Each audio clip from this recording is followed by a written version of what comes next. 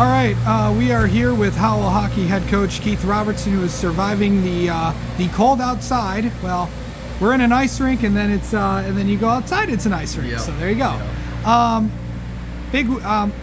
Just talk about the run that you guys have been on. It's just been, this program hasn't seen this kind of thing in a long, long time. What's really been working with this crew? Well, it's a credit to the players, right? It's a credit to the players buying in. It's a credit to the leadership that we have in this program with Chad and Marco and Rory and Luke Storm. It's a true credit to them and behind the scenes, right? Coming in as a first-year head coach, it says a lot it means a lot to have leadership like that. Yeah. So this is a big week for you, going up against your first time up against Heartland, and they're kind of on the same pace as you are, but a lot of these kids know each other.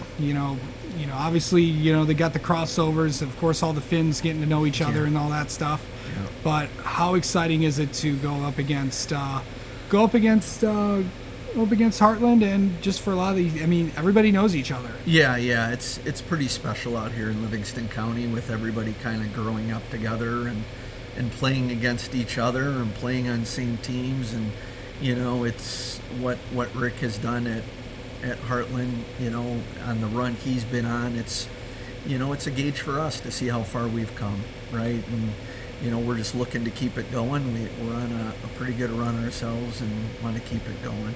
I know obviously the focus on Heartland, but I'll ask you this because I know you have a tie to this place as well. Livonia Stevenson later in the week. This one's for I know you guys played them early on in the year, but going back there,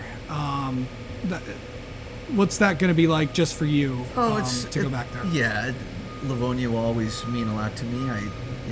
I raised my kids in Livonia, and I lived in Livonia for over 20 years.